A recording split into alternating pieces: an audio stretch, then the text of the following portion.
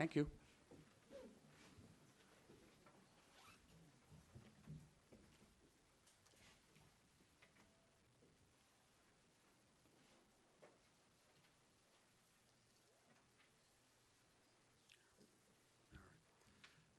Welcome, everybody, and welcome back after a long absence. We didn't have any meetings this year in August, but we made very good use, and I'll come to that in a minute, of the council chambers, and I'll speak to that in a minute. We had met. We had started meeting at 6 o'clock tonight. We went into camera, so. It is, and I didn't mention it at first, but we do acknowledge that we're on the lands of the traditional territories of the Coast and Strait Salish people. Specifically, we recognize the Lekwungen-speaking people who are today known as the Songhees and the Esquimalt nations, and their historic connection to these lands continue to this day. It is being recorded and archived and live streamed right now, and then it'll be archived. And so just so you know, when the people at the front here, the backs of your heads will be recorded. And if you're up, of course, talking to the microphone, we're going to ask you to use that microphone. So we've already dealt with the first step here, and that was the adjournment into camera. Now we're on the minutes and reports, and we have the item number 2, which is the public hearing of May 23rd. Move approval. Second. Minutes moved and seconded. Discussions? Okay. All in favor? Opposed? None opposed. The next one, council meeting of July 17th. Move approval. Okay. Second. Moved and seconded. Discussion? I have a question, if I may, please. Yep. Thank you very much, Chair. A question for staff to help me understand. Where's the item? Unfortunately, I missed this meeting, and a notice of motion that I had put forward, there it is, item number 16. A resolution was put forward, I guess, on my behalf while I was not here, relating to the heritage designation of a tree at 2340 Oak Bay Avenue. Unfortunately, with the webcasts not posted yet, and with the discussion not captured in these minutes, it was hard for me to understand what actually happened. Is it possible to get some idea of what occurred? Or can you offer some suggestions, staff, in terms of if myself or the public wanted to understand what happened when a webcast is not posted, what would the public do to try and understand what happened at these meetings? Please. Thank you. So, Your Worship, we do have some issues in terms of our webcasting. We lack the staff capacity to be able to do that in a timely manner. We're working on that endeavor. We've had a couple of staff issues over the summer and holidays and such. So, but in the interim, I would suggest that if members of the public want to know what happened at that meeting or get a captured idea in the absence of that, is to talk to the other councillors that were in attendance at that meeting. Okay, thank you very much. Thank you. Just before I call a question, this meeting was in my absence, and I wanted to thank Acting Mayor Kevin Murdoch for looking after things. He had quite a start to his term. I think we were voted, I think on the second day as acting mayor while I was away 6 weeks. We were voted the 3rd best community in Canada. And also was reported erroneously in the newspaper that there was a house fire on my street. So it turned out there wasn't. But thanks for dealing with I think there was a flood. I think there was a couple of floods and other things like that. So thanks for chairing the meeting and looking after those kinds of issues in my absence. So call a question. All in favor? Opposed? None opposed. One opposed. Thank you. Okay. Committee of the Whole, also July 17th minutes. Move approval. Moved, seconded. Discussion. All in favor? Opposed? None opposed. Thank you very much. We move on to my remarks. And because we've been absent, they're going to be a little longer than normal. But before we even get, pardon me, did I skip an item? Thank you. I had said that to the applicant. I'm going to ask for a motion to amend the agenda to bring items 16, 17 forward. So they are, just for the people who are here with us, they're the bylaw memorandum and the readings and adoption of the bylaw, which we just held from 6:30 to 6:40, I think it was. We held a public meeting. So you're right. Thank you very much for that reminder. So moved and seconded to change the agenda. All in favor? Opposed? Not opposed. So we start. We really have a memo which sets out the information, but the first order of business is third reading of the bylaw, which would give a heritage designation to 2608 Cavendish Avenue. And as I said, we had the public meeting about a little over half an hour ago. Move third reading. Second. Okay. Now, is there a discussion on that? No discussion. All in favor? Opposed? And opposed. Adoption, please. Move adoption. Second. Moved and seconded. Discussion. All in favor? Opposed? And opposed. I want to thank the applicant for coming forward to have the house designated as heritage. Really is a great contribution to our community. It's a beautiful house. It has real historic significance, not the least of which it was by a famous architect, and former mayor grew up in that house, His Worship Brian Smith. So I want to thank you very much, sir, for coming forward with that. And I know that went through the Heritage Commission and got support from our staff, and now unanimous support from our council. So thank you very much, and we look forward to the day we have a pen and ink drawing of it up here to join the other wonderful heritage houses in Oak Bay. So thank you, sir. Thank you. Now the mayor's remarks. But before I get to them, we have just a special presentation tonight, very special. And it's kind of mixed emotions I'm making this presentation, because on the one hand, I'm honored to make the presentation. On the other hand, I'm quite sad that we've seen the retirement of Ms. Joan Halverson. She has been with us for 37 years, since December 1st, 1979. And it's just an amazing run. Joan's background, as well as being from Saskatchewan, she was a social worker, but she became the executive director on that day. And it was shortly after the actual Oak Bay Volunteer Society had been formed. It hadn't been around very long. So the amazing work that you've done to build it up to where it is now is such a wonderful contribution to our community. It really has been, it's accessed by, the services are accessed by so many people that really need them. And it is a way of building community and reaching out to our, to those who may be not able to drive, not able to read. There's so many services that you provide. Not able to do their taxes is another service. And I know you've carried the banner of this particular society for so long. And you've done extra work. And I have some notes here that say you're a founding member of Direct Volunteer Services Committee of Greater Victoria, which helped to start up services in other areas and other communities. And in fact, there was a letter that went out at the time, I guess, to Saanich Municipality recommending it, that they have volunteer service, and they started one. So that's the kind of initiatives that you help bring about. With the Administrators of Volunteer Resources, you were a membership chair there for 6 years, and your contributions continue. And there, you leave a wonderful legacy here in Oak Bay, a legacy of volunteerism that we've seen for 37 years. So we have a small token of our great appreciation. This is a special oak leaf. It's absolutely stunning. And there's a limited number of these. They were designed and made by Alarian Gallant, who signed each one of them.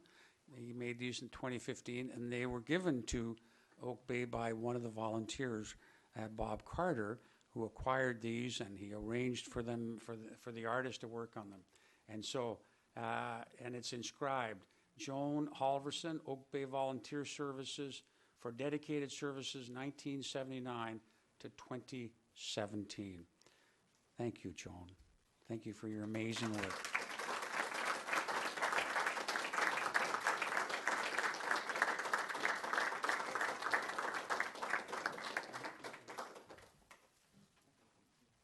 I've got to get my tweeters here at the ready, because our two, Hazel and Michelle, are great big tweeters.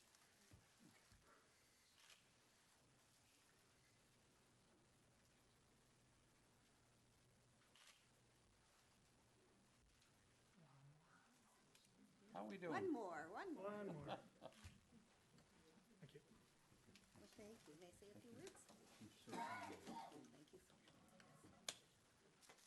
I'd like to say just a few words. There we go. Thank you. Well, it's a great honor to receive this award, and especially something that's crafted by such a renowned sculptor, Larian Gallant. So I'm very appreciative of this recognition.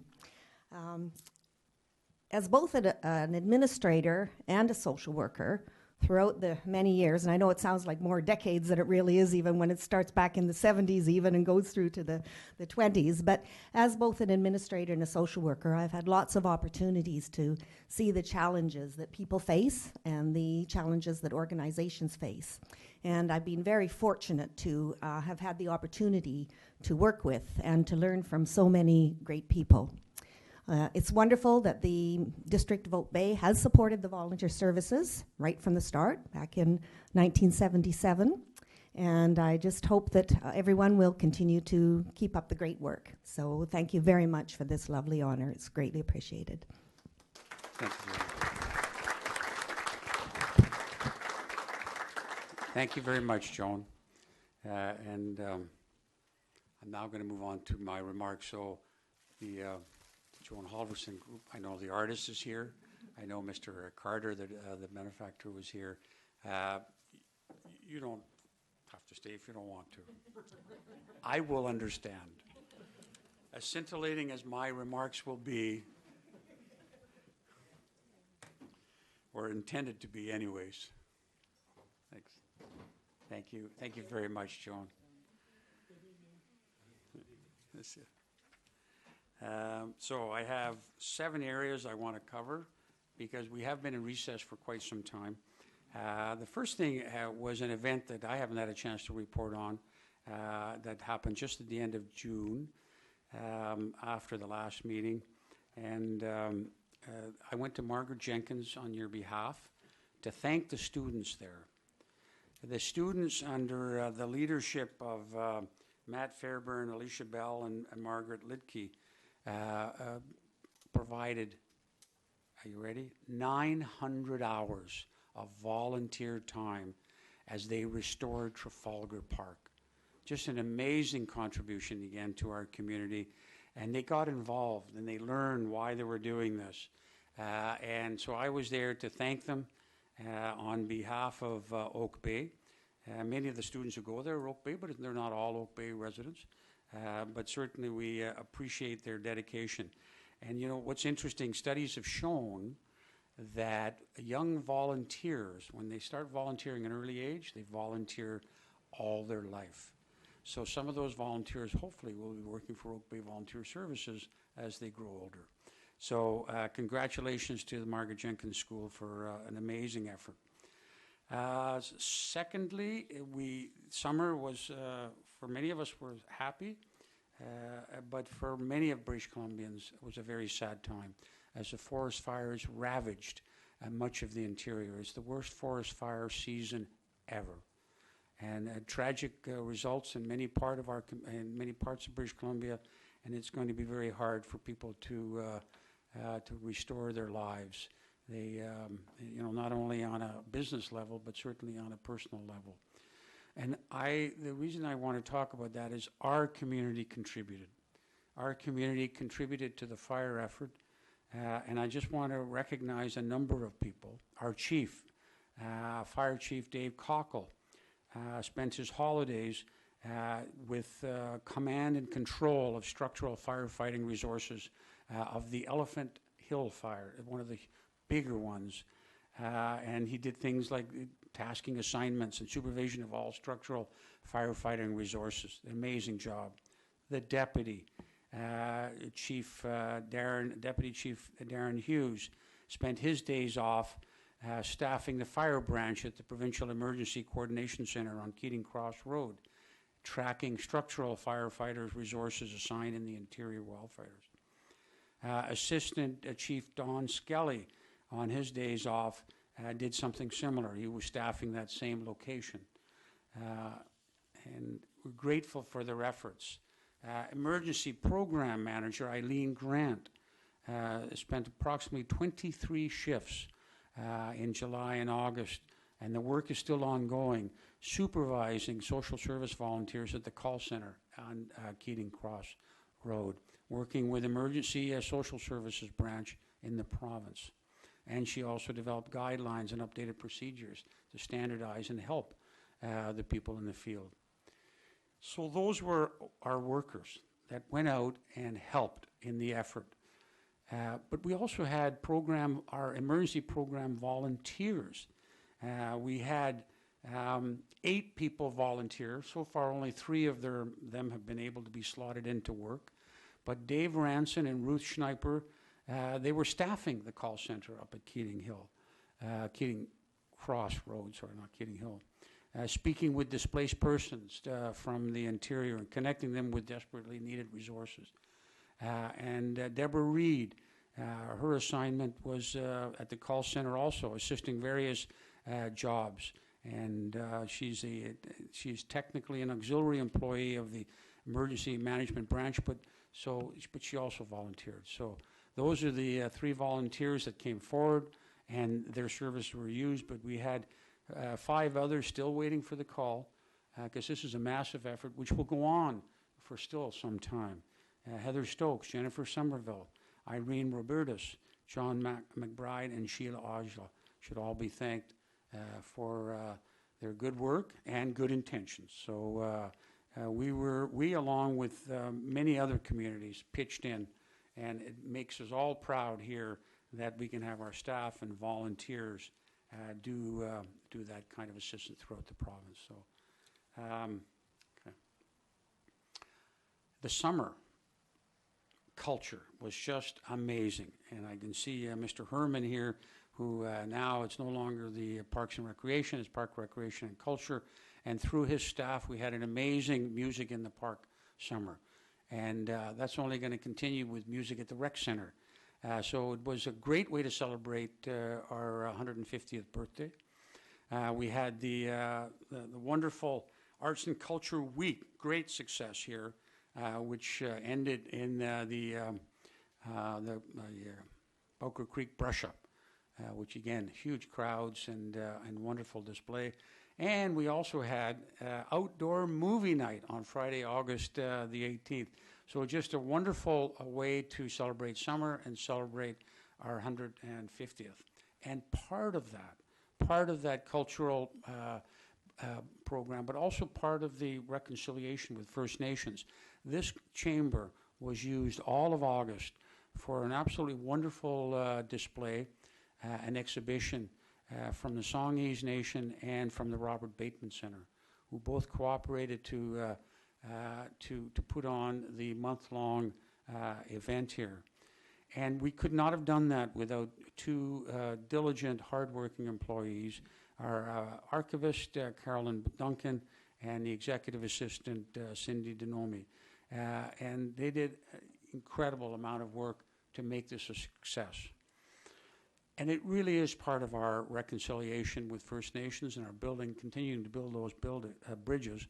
And on the last day, we had a community-to-community meeting with the Songhees First Nation, when many of their councillors and staff attended here, not only to see the exhibit, but to meet us and to share information, share the culture, and share the history. So it was, from that point of view, it was an incredible success, resilience of the people. So many people, I think there was over 500 people that attended here and saw the exhibit, and we're grateful, as I said, to Songhees Nation and to Robert Bateman for making it happen. Thank you.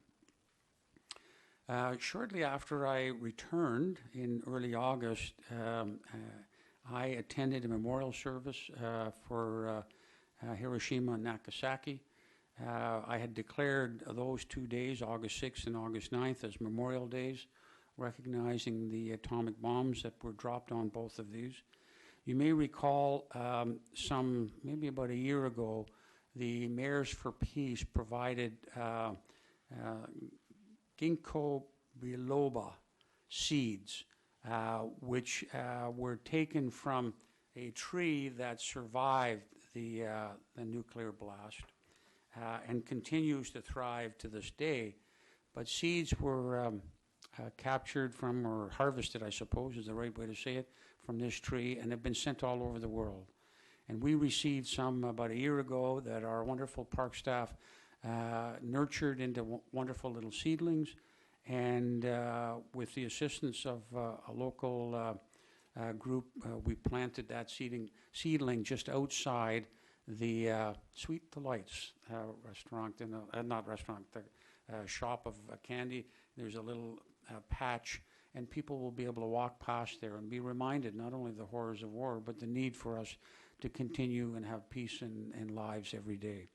So there will be a plaque installed that's being sent by Mayors for Peace, who are they're headquartered in Hiroshima, and they have Mayors for Peace. There are thousands of mayors associated with it, as am I, as is this council throughout the world. So that was a very stirring, moving event, and that we had at the planting as well as a memorial event. We had a Dutch fellow, older man of age. He had been a prisoner of war, and he had been held in Nagasaki at the time of the blast there. He survived, obviously, but many of those around him didn't. And it's only recently, and I think there was a story in the Occupancy News when he's recently opened up about what he remembers about that incident. And to meet him and to hear his story it really brings one to tears, I tell you. And I still think about it after having seen him and spoken to him. It really was moving. So that happened in early August. Okay. I have good news in terms of money. It's always good to have money. In mid-July, we received a notice from UBCM that our gas tax was in the mail. I think it's kind of like the electronic check was in the ether, I suppose. Ms. Carter, you were supposed to have received $411,508.96 sometime between, must have received it by now. Yes, Your Worship, it did arrive. Thank you very much. So that's good news.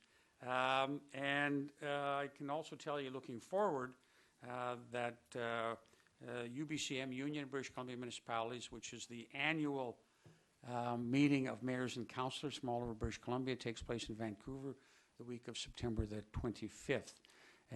One of the benefits of UBCM conventions is to be able to meet with ministers on issues that pertain to one's own community. And in our case, I have asked for 5 ministerial meetings, and the one with the Ministry of the Environment and Climate Change Strategy now, regarding the upland sewer separation to update the minister. A Minister of Forest Lands and Natural Resource Operations regarding deer, and again trying to persuade the ministry to fund greater deer management programs. This will be the 5th time that I've met with that minister, not the same minister, because there's new ministers obviously now. Also, we've asked to meet the Minister of Forest Lands, Natural Resources regarding derelict boats.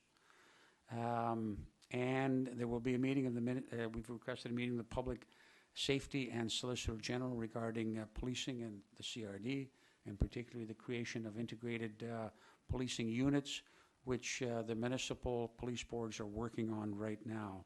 In fact, the mayors are going to be meeting sometime in October with the chiefs of police, municipal chiefs of police, in an effort to start the ball rolling and then include the RCMP jurisdictions. And the fifth minister I'll be meeting, we hope to be meeting with, because none of these have been confirmed, we've requested it, is Minister of Municipal Affairs and Housing, and that is to discuss Capital Integrated Service and Governance Initiative, which there was a major report that was released not that long ago. So I know all of council will be going, and there's always a lot to learn. There's lots of motions coming forward, and we hope to be able to meet with these ministers. We're still waiting confirmation of if and when. So I'll keep you all informed on that. And then finally, on a lighter note, I had a visit from His Worship, although they don't call him the stateside, His Worship Mayor Ken Wilcox from Wayzata, Minnesota, a small community just adjoining Minneapolis, St. Paul. And we had a delightful opportunity, presented me with a huge bundle of information about their town. He happened to be a very good friend of one of our residents, and he slipped in, and I don't know how he would know this, a report that they have done in their community about deer management. So interestingly enough, they have similar issues, but sounds like the community is a little smaller than us, and they have, interestingly enough, a very different relationship with the state government, where as development happens in their town, they get more state funding. And so he didn't seem to have the same financial issues that we do here. And it was a railroad town. So the railroad used to go right through Wayzata. And so as part of their tourism, they give out these wonderful train whistles. And so I'm not sure it'll replace my gavel, but it does make an interesting sound, and it does make you feel like the train's about to leave. All aboard? We're now going to move on to public participation. Thank you very much, and thanks for your indulgence. I know that was some time, but lots of things happening in our community. So this is an opportunity for members of the public to come forward to address us. Please state your name and where the municipality you reside. There's also a form there that I'd ask you to fill out, so we have the right spelling of your name, and you have a time slot of a maximum of 3 minutes. The whole period will last 20 minutes maximum. Address all your comments through me. And remember, you are being video recorded and live streamed, so make sure you're very close to that microphone. So that microphone should be very close. Okay. And this takes me back to baseball days. It sure does. Well, I'm not going to start the clock yet, Matt, but you were a fixture in coaching for so many years down at the Fireman's Park. And you were much loved, and your son was an awful great pitcher. All right, I'm going to give you 3 minutes, and then And when you're I starting say the clock now? no, when I say welcome in a minute, in a second, then that's when that'll be your clock, your timer. Welcome. Matt Stuke, I'm a resident of Oak Bay. The topic of mine tonight is the Oak Bay United Church development proposal. And I have concerns on the talked about development on the United Church parking lot. It appears that their dream is to put as much structure on the site as possible. Apartments, meeting space, offices, daycare space is all envisioned. It would appear they're exiting the religion business and going commercial in a hunt for cash flow. From my perspective, this is not a housing development, it's a commercial project. The OCP is almost silent on allowable developments on institutionally zoned land. So My concerns are that council may be under the impression that the neighbors have been actively engaged and consulted about this development, but unfortunately this has not happened. The United Church of Canada, with a number of projects throughout the province, is a sophisticated developer. They have a property resource team and it consists of various real estate and legal professionals, and their own literature states the property resource team will have the professional skills and experience to drive a process, keep it moving even when it encounters regulatory hang-ups, government red tape, and other setbacks. The church has told some neighbors that they are looking at redeveloping their property because of financial difficulties, and they need to get an income stream for the church. And at the end of the project's life, or pardon me, at the end of the mortgage, they hope to have a valuable asset. They've also told a few neighbors that they've looked at other development options and that only a project funded by BC Housing Management would work. But it should be noted that other United churches, including Fairfield United, have decided on another model to solve their financial problems. The church maintains that they are in the very early planning stages and have nothing to show neighbors, but indicate that their plans require the demolition of the threshold building, Goodwin Hall on Granite, and the duplex on Mitchell. They've also hired an architect with funding from BC Housing Management, and all this has happened, it appears, before the neighbors have been engaged. The church has failed to engage the neighbors meaningfully, and instead of proposing a development supported by the neighbors, they have set in motion a confrontational process. Instead of win-win, it appears we got a win-lose situation developing here. Okay, I just ask you to wrap it up now. Okay. If the development goes ahead, we're going to be faced with a building on that corner for 50 plus years.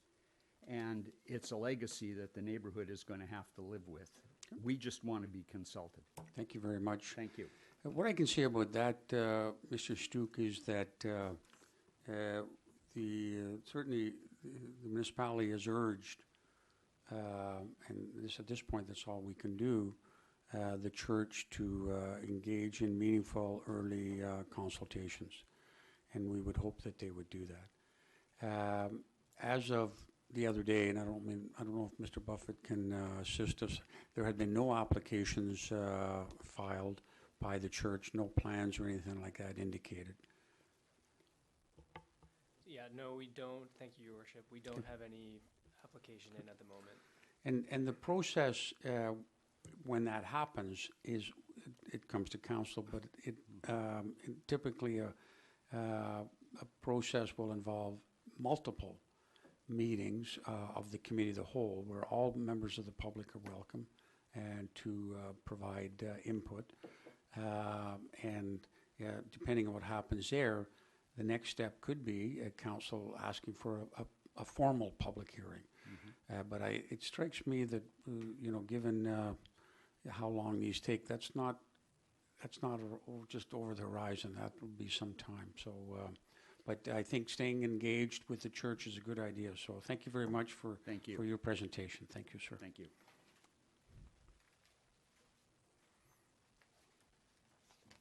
Oh, I am coming back in my next life at 6'5", I'll tell you. Thanks.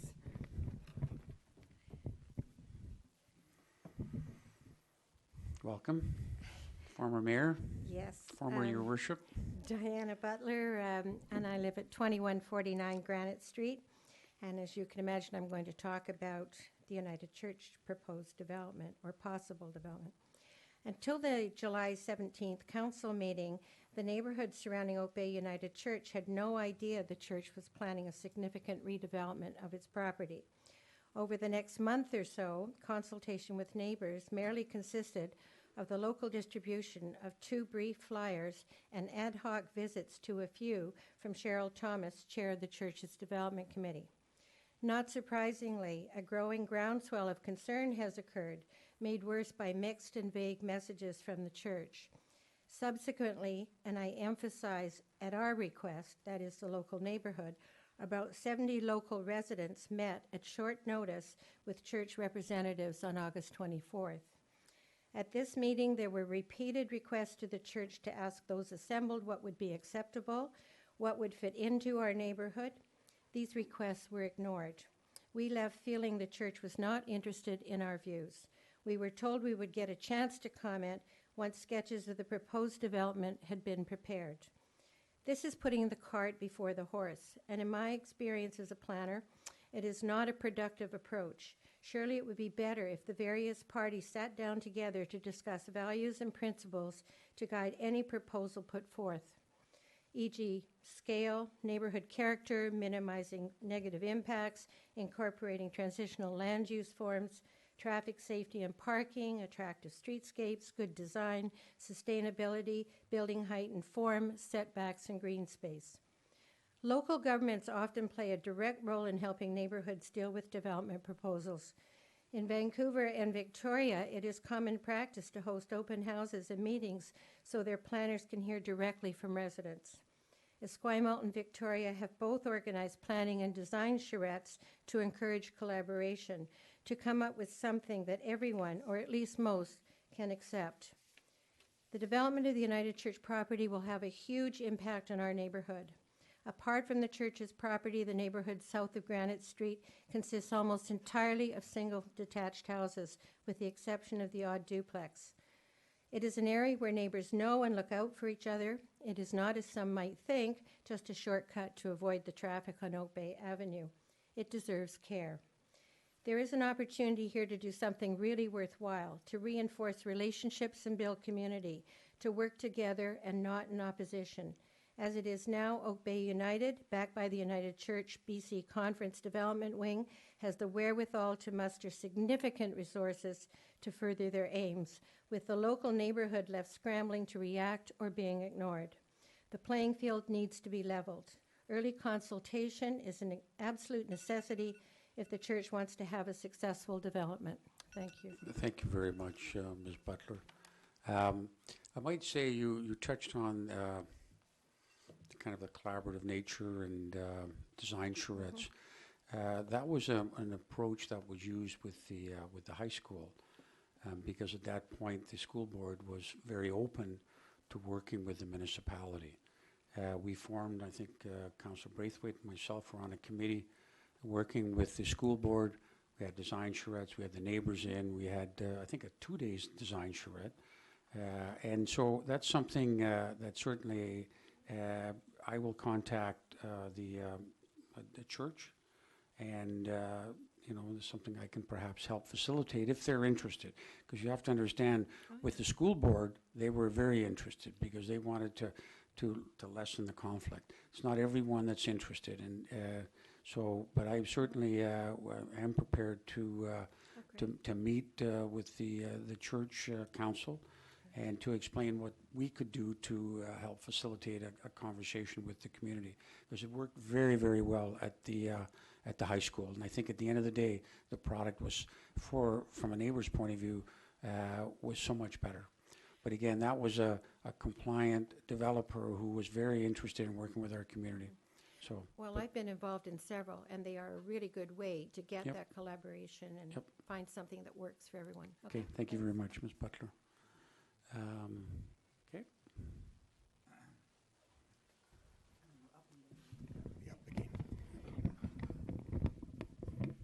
Yeah, Mr. Mayor, my name is Wayne Todd, and I live on the same block as...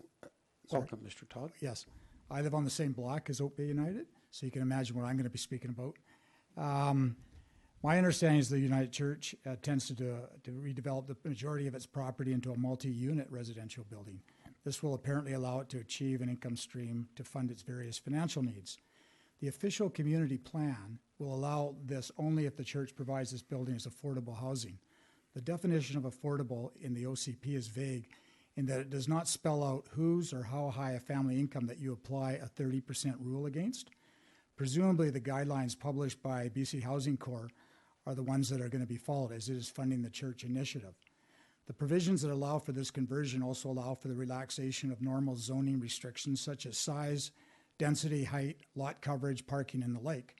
From my discussions with the church representative, the town hall meetings initiated by the neighborhood, and research of other United Church developments, it's reasonable to believe that the church is seriously considering a multi-story, multi-unit build totally out of character of the block where it is situated and across the boundary from the multi-residential zoned areas depicted in the official community plan. I fear the church does not appreciate how passionate Oak Bay residents are about their neighborhoods, and that disrespecting one neighborhood is disrespectful of all the neighborhoods. But I also understand that Oak Bay has not developed a housing strategy that would give guidance as to what is acceptable definition of affordable. Not only would such a strategy provide a definition of what Oak Bay believes in it to be, but it would provide guidance to council and developers as to how far Oak Bay is prepared to bend established zoning bylaws. If Oak Bay overrides other provisions of the official community plan, like respect of neighborhoods, a precedent will have been established for all of Oak Bay, including Oak Bay Lodge and other properties that are currently zoned institutional. The size and density of any project should reflect and be in sympathy with the neighbors in the block it is situated in. So in order to relieve the burden on the council making so many discretionary and arbitrary concessions, I urge you to defer all decisions on the project until such a housing strategy is developed. This will allow for a broad consensus by Oak Bay residents who may want to weigh in on this complex issue. The church's project is not merely applying the specific zoning bylaws pertaining to its zone, but asking for discretionary concessions from Oak Bay to allow the permanent removal of most of the church's institutional zone land. So even with the absence of such a developed housing strategy, if Oak Bay chooses to go forward considering this initiative, I urge it to at least publicly support the notion that all provisions of the official community plan will be honored and given equal weight in any major redevelopment. Thank you, Thank Mr. you. Todd.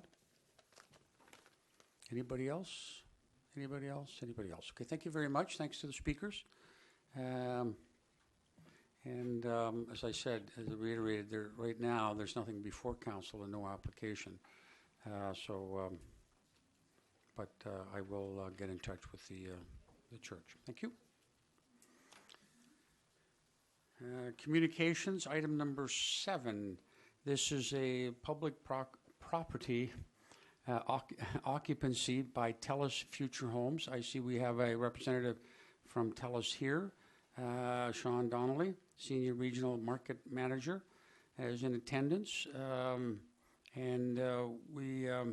This application is for temporary occupancy, as we're aware, given the timelines and the like. The staff gave it provisional approval. It's before us for and to endorse that as regards to the occupancy. It talks about a preliminary occupancy. The reason for that word is that there will be a series of conditions that until they're met, the occupancy will not be formally granted. I think Ms. Jones is going to just give us a brief overview and then see if there's any questions for Mr. Donnelly or our staff. Thank you. Thank you, Your Worship. I think you summarized it well. In August, our Business Improvement Association received the opportunity to showcase the Telus Future Home. The selected location is adjacent to the Oak Bay Village on Hampshire Road. Council will note that this is immediately adjacent to the CIBC. Should the approval be granted, there will be occupancy of the parking spot from the time period that the home is delivered until September 23rd. There will be an intermittent road closure, and this will occur only again for the commercial block during the time period for which the house is open to the public to access. There was preliminary approval given primarily to allow Telus and the BIA the opportunity to canvass residents. At this time, staff have received no concerns from residents, and I'm not aware of any concerns voiced to Telus also. We feel that this is an exciting opportunity to showcase some technology that could be of interest to both the public and to our business community. From other areas at which the Telus home has been featured, it has been an opportunity that has been of considerable interest. Thank you very much. Mr. Donnelly's also here if anybody has any questions. No questions. Go ahead, Councillor Zelka, please. Thank you very much, Chair. Question, I guess, could be for staff, could be for the representative from Telus. Will this building be remaining in place during off hours when it's closed? That was the first question. It's a fairly sizable, it's not one they can easily, no, you're going to have to come forward, Mr. Donnelly. So I understand As it's a loud a 50 voice as you are and as wonderful Irish lilt as you have, we Yes. still need you near the microphone. a 53-foot container unit and truck. Yes. Yes. That's exactly it. So essentially, it's kind of like the back of a truck RV, and it comes out. So during the time that it's there, it will be there after hours also, but with less impact to traffic during those hours. So during the day, we'll have that Theatre Lane to Oak Bay Avenue blocked off. However, after hours, two-way traffic will be able to go through. Thank you. I have one more question. It may be for staff relating to the signage on the side of it, especially during off hours when it's closed. It appears to me that there's a rather large Telus sign on the side of it. I'm just wondering whether there's any concern or whether we need to provide an exemption to our sign bylaw with respect to the signage on the side of this rather permanent looking thing. I just wanted to ask whether that was needed or not. I'm not sure that, that staff contemplated that question, so I'm not sure exactly how I can answer that for you. Thank you. The reason I asked was that I didn't want anyone to be surprised. I noticed that I think it was the Abstract building, they were a bit surprised at some of our signage considerations with respect to something like shrouding around a building, and other developers as well. I don't know whether that one applies here, but I guess at some point we'll find out whether we get another motion coming forward for that. Thank you. Okay. I think it's not so much separate signage. Often it's separate signage that we, but this is kind of like the wrapper of the unit. So in that sense, it's part and parcel of the unit and not a separate sign. But that's something good for staff to have a look at. So questions for Mr. Donnelly? I or was just staff? going to move the recommendation. Second. Moved and seconded. Discussion. All in favor? Opposed? None opposed. Thank you very much, Mr. Donnelly, and thanks for staff for looking after this when we weren't in session. I had an opportunity to see it out in Colwood, I guess, or Juan de Fuca Rec Center. They had it up there. I happened to be biking by one day, and it's actually very futuristic. I felt like I was reading Popular Mechanics in the 1960s that had all of this, what the future is going to look like. When you go into this house, that's how you feel. So this is what the future is going to look like. Okay, so all the best with that, Mr. Donnelly, and your placement of that. And I think there's going to be quite a number of school kids coming down and having a look and using that, so it'd be great. Thanks. Move on to number 8, which is the Henderson Recreation Center roof replacement. There we have Mr. Herman, who's here to answer any questions, our Director of Parks, Recreation and Culture. And we were really looking for 2 motions here, in essence. One is to issue the contract to Alpha Roofing, and secondly, to approve of up to $40,000 of additional funding from Capital Works. If we pass the second of those, Ms. Carter, we will see coming back to us a financial plan amendment bylaw, correct? Yes, Your Worship. There are some other amendments that are required, so this would be added once approved. All right. So first of all, let's see if there's any questions for Mr. Herman. None? Oh, yes, one. Go ahead, Councillor Murdoch, please. Thank you, through Chair, to Mr. Herman. I just want to recognize that there was multiple bids here, all reasonably close in cost. I'm just wanting some assurances, because obviously there's the cost of the installation, but there's also maintenance costs for different styles and types of roofs. I just want to make sure that that consideration was included with our assessment of this, that the cost of the roof sort of over the cost of its life is being considered as part of this. Or if they were all exactly the same technology, then I guess that would not apply. Through the chair, yeah, there were very tight specs to this. They all bid on the same specification, the same roof style, and all the bids were compliant. Actually, we were quite happy with how tight they were. That suggested that nobody missed anything or whatever. So Yeah, it was all the same style of roof that they were bidding on. Thank you very much. And with that, I'd move the recommendation. Second. Thank you very much. Moved and seconded. Discussion? None? All in favor? Opposed? Not opposed. Thank you very much, Mr. Herman. I think, do you have another one coming up? No, it's engineering from there on, is it? Okay. Thank you. We go on to number 10. So hang on, number 9. That's the surveying equipment purchase request. Mr. Haran is here. This also, by the way, if this passes, and depending on how it passes, would also result in a financial plan bylaw amendment coming forward, and they're all going to be packaged together. So, Mr. Haran, what is it you need, and why do you need it?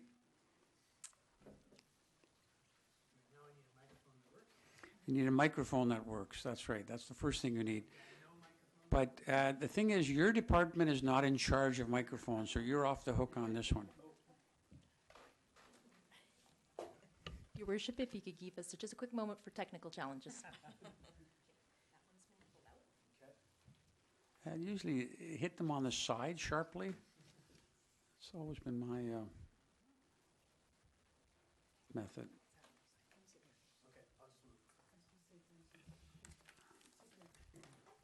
Okay.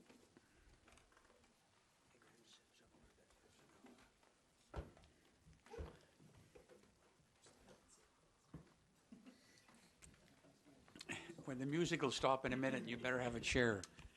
Your Worship, All right. I'm glad this didn't happen on my first day.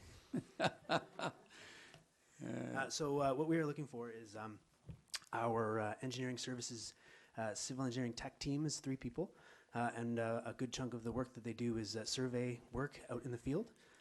And that work is essentially using tools to capture 3D locations of positions of points for 3 purposes. One is to develop base maps, detailed base maps to do detailed design work or enable detailed design work. Number 2 is to capture the locations of equipment or underground infrastructure that's been built for record keeping, asset management. And the last reason is for to provide technical guidance to construction crews in the field. Our equipment is dated, obsolescent, and we bridge the gap by borrowing some effective equipment from the Capital Regional District, but unfortunately we had to return that equipment for use in another municipality. Okay. So we are hoping to make it until 2018 budgeting process, but the gap is we didn't make it in terms of the borrowing, and it's equipment that's required in terms of level of effort and efficiency with the team that we've got. Okay, so there's 2 options. One is the data collector and the GPS purchase $35,000, or just the data collector at $15,000. That's correct, Your Worship. So the proposal, the staff recommendation is for no more than $35,000. The GPS receiver and the data collector, which gives us the most flexibility to use the team for the most complicated jobs.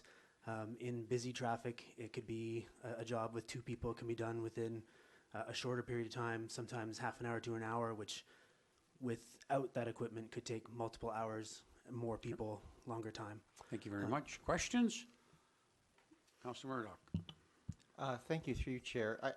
It's just the question. I'm very comfortable to move the $35,000 for the modern equipment, and I think that's argument made that the cost savings just in the time efficiency use is very compelling. I guess I would just seek assurances that those are actually seen, because I know sometimes the time on site is often more cultural, what people are used to, as opposed to how long the technology takes. So if we're spending this money and getting those efficiencies, I'm just, I guess, looking to you for some assurances that that will be followed up on and made sure that we're actually seeing those efficiencies in the field when the equipment arrives. Well, through you, Chair, the equipment that we're proposing to Councilor Murdoch, the equipment we're proposing is equipment that we've been using, we've had in hand for about a year and a bit. So we've seen the practical advantages of this, and at times it can be, especially when we're busy, it means we can have one person, for example, doing, capturing the data of what's been built for the day, while the 2 others are doing other tasks, either here in the hall, doing customer service type work, or preparing for the next day's activities. So it definitely gives us ability to do it faster and to have people doing more in a day than we would with just the equipment we've got. It's very good to hear. Thank you. Thank you. Any other questions? Go ahead, Councillor Zelko. Thank you, Chair. I'm generally in favor of option one as well. I just wanted to ask, is it fair to say that with this extra equipment, it would contribute to assisting in this small rush that we have to do this year in particular with making sure that that grant money is spent by time, within the time limits that we have? Through you, Chair, that is exactly correct. The next 6 months, we are just starting the Henderson water main extension project, which is a grant-related project, and we're under tight timelines. We're on schedule, but the schedule was developed with the assumption that a certain amount of construction to be done per day, and then the engineering support in preparation and in capturing the as-built information would be done efficiently with the modern tools. So without this equipment, we would be introducing delays. Thank you. I would entertain a motion. Go ahead. More questions, Councillor Zelko? Thank you. A follow-up question. I don't need an answer until item number 11, but from our Director of Financial Planning, it would be great to know what the current balance is, please, of the Capital Works Reserve. And I'll ask the question in particular on item 11. Thank you. I'll move the recommendation. Thank you. Moved and seconded. Discussion. All in favor? Opposed? Not opposed. Thank you very much. Don't go away from that microphone, Mr. Rand, because it's working, and we need you on item number 10, which is the sanitary sewer and storm drain main lining. You have a recommendation here that we award the contract to in situ form. In situ. That's more. That's right. That's more Latin. Technologies Limited in accordance with the tender, which is 165,870, excluding GST. So, very high level. Why are we doing this? We are doing this because there are certain pipes in the district that are very old and in danger of failing, collapsing totally in the next 5 years. After collapse, they're very expensive to replace. But some of them are suitable for this technology called cured-in-place pipelining. For a fraction of the cost, we can replace and extend the life by 50+ years. So this is a very effective way to rehabilitate sewer and sanitary, storm and sanitary pipes in the district. And this is not, Ms. Carter, this will not require you to come forward with a financial plan amendment because it's within, in fact, below the budgeted amount, correct? That's correct. Thank you. Motion or questions? Let's see if there's questions. Go ahead. Yeah, I'm just not clear on the financial impact with the total budget that cured in place of 343 and then this amount of 165. How do those numbers knit together? I'm just not clear by the, because what you're saying is the total budget. So is there more money to be approved later, or is this all that we're spending? I couldn't reconcile the amount that we're approving with the overall budget, I guess is what I'm asking. Through your worship, to Councillor Croft, so the 2017 budget for this work as a total is the 343,300. Part of it in storm, part of it in sewer. And so what we did for the tender was picked a scope of work that gave us something less than that, so that it was very concrete. We knew that if it was the bids that we got, it would be within budget. And then, so that's what we have, and that's what we're recommending for today. And then what we're going to do is use the unit rates that they've provided to fill out the rest and spend the whole amount. And it's very similar to what we did last year. The whole amount being the 343,000. Yes, Your Worship. Okay, thank you. I would move the recommendation. Thank you. Moved, seconded. Discussion. Another question, Councillor Kirby, please. I just had a quick question regarding the timeline or the time frame of the extension of the life of the life of the pipes. Saying you said something about the extension being about 50 years, and I'm just wondering if we can compare that to the installation of a brand new pipe.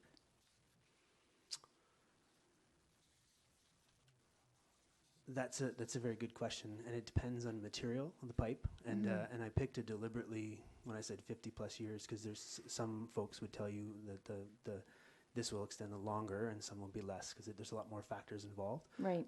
But this is, I think the best answer is this is a well-known trenchless technology that is shown to be an effective way to extend aged infrastructure. With less GHG emissions. Absolutely. Right. Okay. Thank you. More questions or comments? If I may, Yes, a quick go ahead, question. Councillor Zelka. Thank you very much, Chair. A question of more of an engineering, just for an understanding. For the cured-in-place pipe lining, do I understand correctly that once the entire pipe has been done, is it possible to then pressurize that pipe to move more flow through it? Through you, Chair. So in this case, we're dealing with storm mains and sanitary sewer mains, which and neither of them are pressurized pipes in this case. So we just do manhole to manhole, a couple hundred meters, and that's it. No other comments. I'm going to call a question. All in favor? Opposed? Not opposed. Thank you very much, Mr. Wren. And go forth and line those pipes. 11, item that's a proposed budget amendment to the Tempest Upgrade, which was alluded to a few minutes ago by Councillor Zelka. Ms. Carter, are you going to kind of give us the overview on this as to what's happening and why we need this?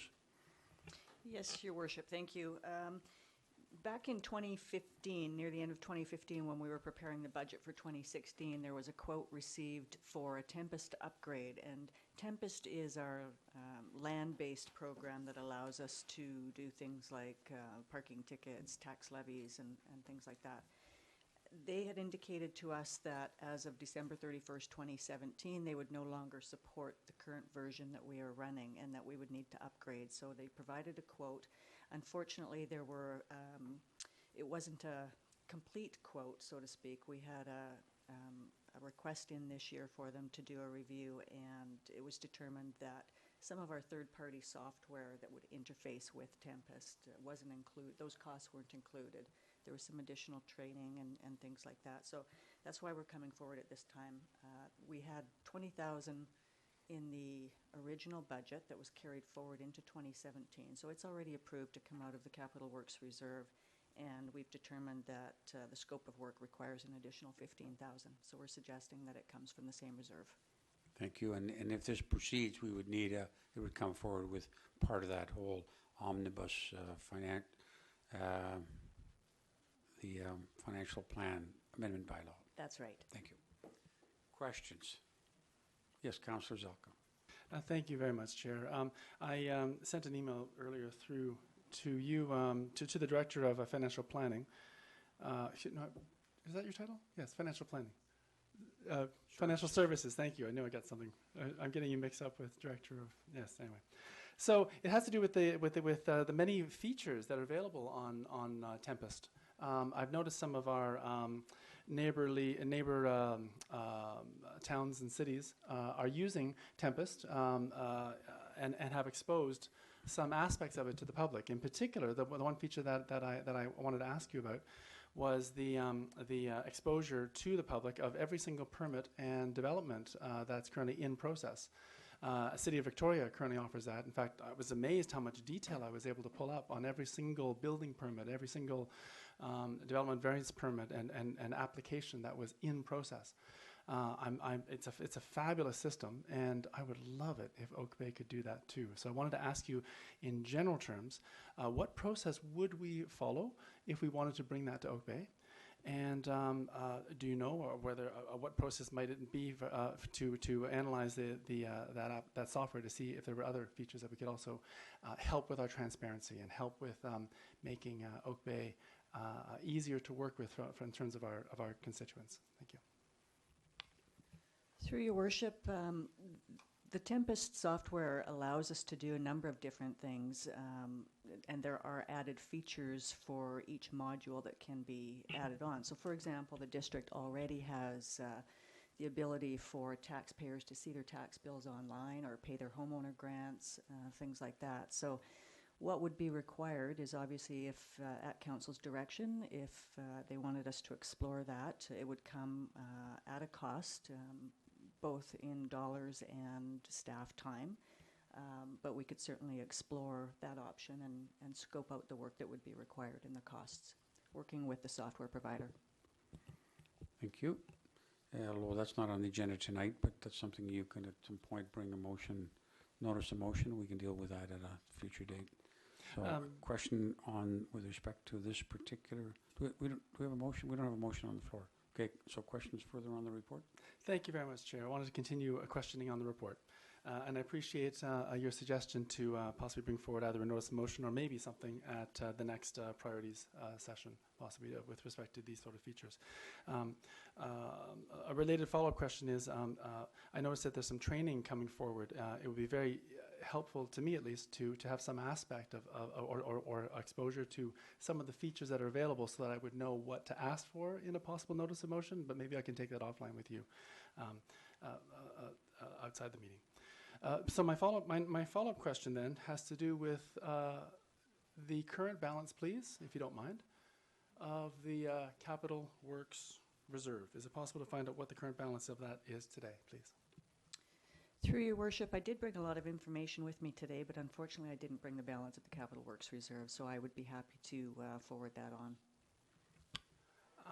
If I follow up, if you don't mind. Yeah, go ahead. Thank you, Chair. Thank you very much. I just wanted to at least confirm that all these numbers that we're talking about are definitely well covered in terms of our availability, fundamentally. Yes, through your worship, they are. That's one of the pieces of due diligence that I do on all of the reports that have financial impacts, is to make sure that the funding is accurate. Okay. Move the recommendation. Second. Move. I think it already has been moved and seconded. It hadn't. Oh, now it has. Discussion. All in favor? Opposed? None opposed. Thank you very much. And, okay. Number 12, which is the removal of derelict boat update. We're going to have let me just make sure here. Acting Director of Corporate Services is going to give us a little heads up on that. Thank you. And provide a little bit of a background on the Federal Abandoned Boats Program, which I think we at one point had some high hopes for, but may not be all it was cracked up to be from our perspective. Go ahead. Thank you, Your Worship. Just to highlight, this report actually encompasses two elements. There's the current cleanup efforts, which are underway in Cadboro Bay, and then there's also additionally the grant process that you alluded to for the Federal Abandoned Boats Program. So Council will recall that in July, there was $4,000 approved to assist in the current cleanup efforts. We received confirmation that provincial funding will also be provided. The Royal Victoria Yacht Club is still coordinating the funding agreement process with the provincial government. Once that agreement has been finalized, staff will make sure to provide notice where the cleanup dates and times are. With regards to the funding under the Federal Abandoned Boat Program, staff are not proposing that the district submit a separate grant application. As outlined in the report, the timelines and the scope of the required work are extensive and well outside of anything in any staff work plan or in our budget. Instead, staff recommend that we continue to participate in the CRD committee discussion for regional options to organize a cleanup of Cadboro Bay. Thank you very much. Questions of staff? Okay, go ahead, please.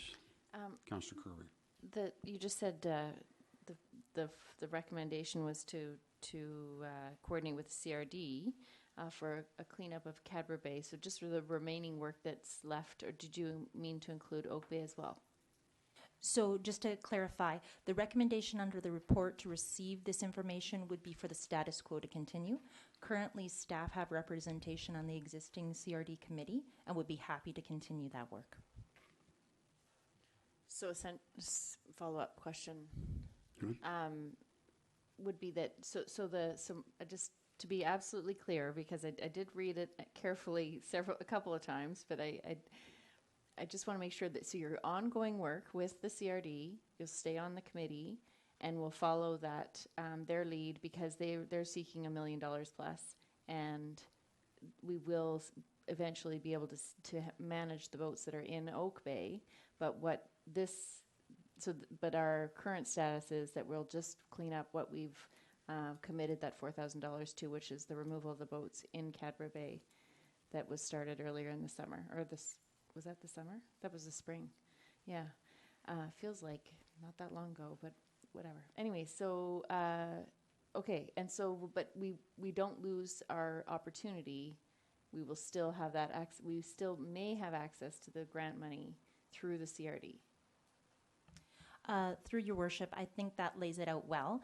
There was 3 hulls identified in Cadbro Bay and various debris.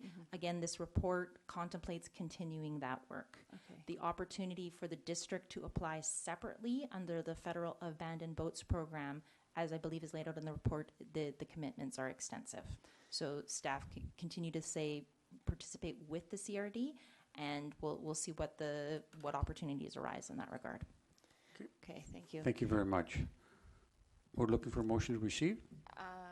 Or is there other questions? I had just some comments to make, but I'll make them after I move Okay. the motion to Move receipt. move receipt. Seconded. Moved and seconded. Okay, now discussion. Councillor Kirby.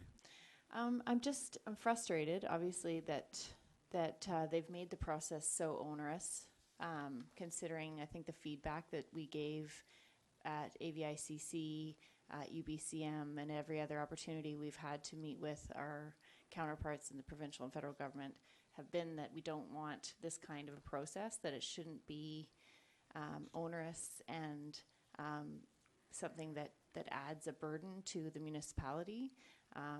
More so, we already have a burden and we already have these challenges, and now to have to apply for a grant and do all this research and background work, it seems onerous and unfair, and I'm extremely frustrated that this, again, when we've waited all these years for finally to get a response from the federal government, and it's an inadequate response again, and I just wanted to express that frustration. Okay. Well, let's also wait to see what happens at the CRD level. I think that may assuage or increase your frustration. Let's just wait for that. Okay, Councillor Murdoch, please. Well, I was attended the CRE meeting when the minister came out to talk, and there was no promises made there, but there was general agreement, subject to the working group by the administrators from the various municipalities, to put this application forward as a body. But there was no doubt in that meeting. I mean, there's a lot of things raised there, but the overwhelming one was very much this process requirement of taking ownership of the boats, taking the risk, having all this sort of complexity attached to it, having no certainty of cost recovery. It's very onerous, and that was the message repeated over and over again. And he seemed receptive, but not that not that receptive. So I think we have to wait and see and work within that process. And certainly, given the complexity, the emotion, there was a general comfort level that as long as the municipalities are working well together on the pieces, which they are, that the CRD is a logical entity to take on that application process and do it sort of as a carte blanche. And the federal ministry seems amenable to taking sort of a more blanket approach to it, as opposed to having to do it quite so granularly, one by one. But I would also just point out, in recognition of the great groundwork done by the people in the field, the volunteers and so forth for Cadbro Bay are doing that. And also I understand Oak Bay Marine Group is just dealing with a bunch of just miscellaneous cleanup in Oak Bay as well, just on their own without involving us and paying for it out of their own pocket. So, there's a lot of work going on, and I'm really happy that we are providing some financial assistance, and that work in Cadbro Bay is being done. I think, it's just a reality. We'll do what we can right now, and we'll get to the federal stuff as we get to it. So I'm very happy to support this motion as it is. I think it recognizes the reality quite clearly. Thank you. Councillor Zelko. Thank you so much, Chair. I did want to acknowledge a few other volunteers and groups that are working very well. I had a wonderful opportunity to work with the Cadbro Bay Residents Association as a volunteer. Eric Daly organized that group down on the sand side of Cadbro Bay Beach, and we worked our way all the way down to the Oak Bay side as well. And I was very pleased to see that there was Oak Bay Parks staff who were helping out. So definitely wanted to acknowledge Oak Bay Parks Rec and Culture for the great work they're doing in a good neighborly way on the shared beach in the shared resources. I just wanted to confirm with staff that to support this motion won't interfere with us continuing our good neighborly works with the various residents associations on any voluntary cleanup efforts.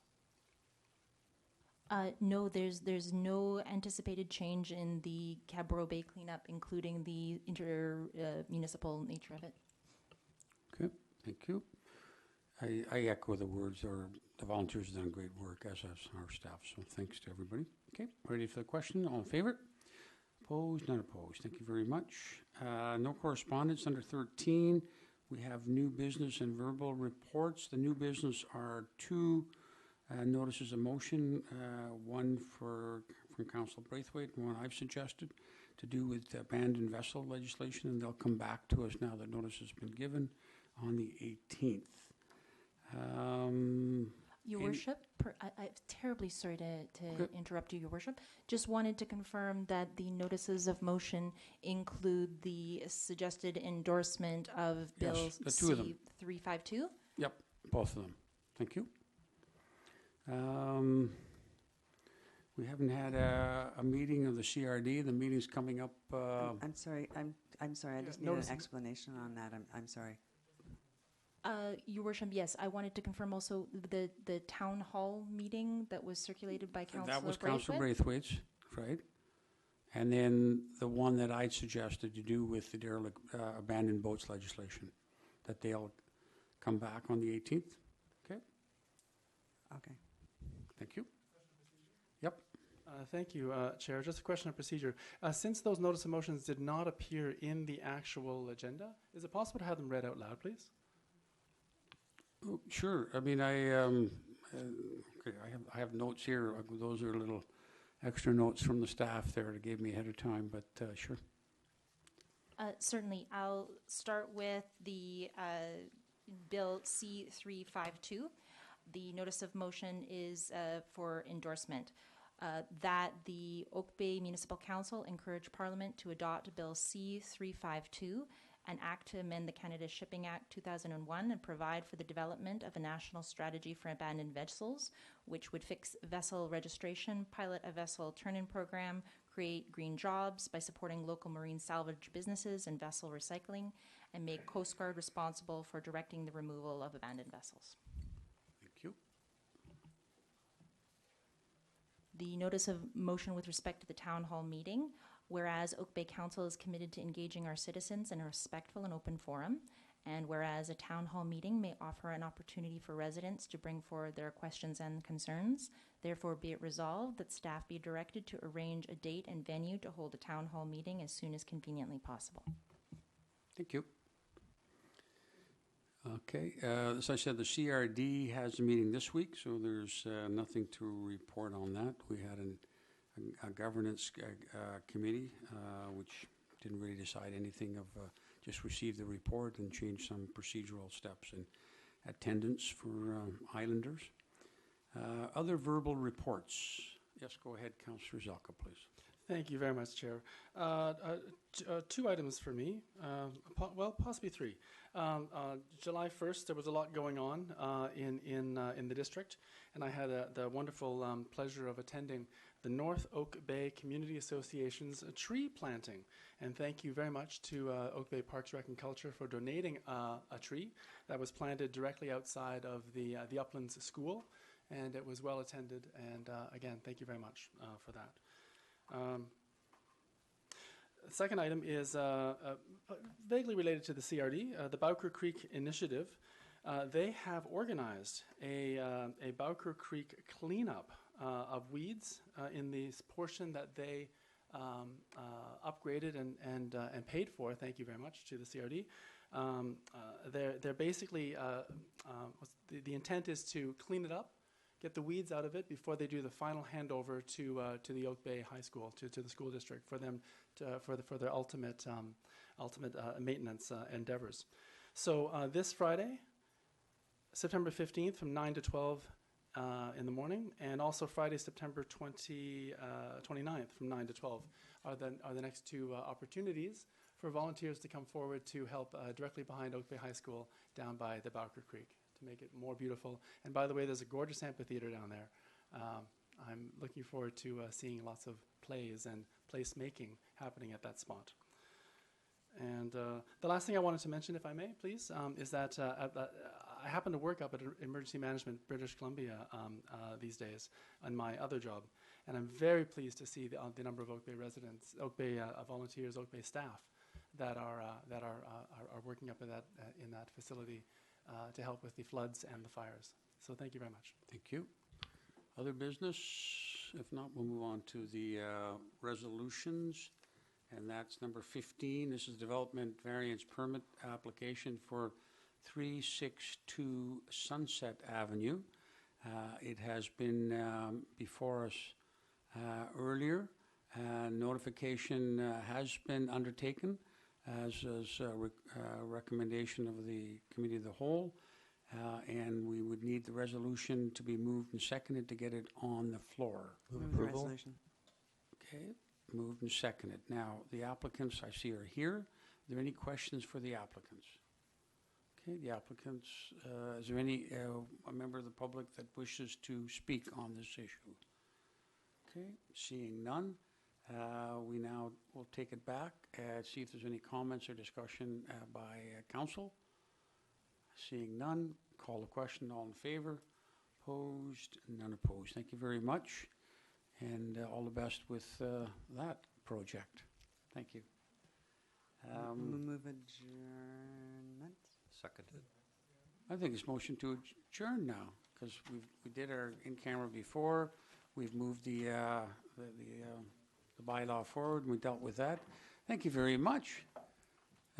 This is a good start for a first meeting into the kind of new school year. Thank you, everybody, and I appreciate everything that's been done over the summer. Motion to adjourn, moved and seconded. All in favor? Opposed? None opposed. Thank you.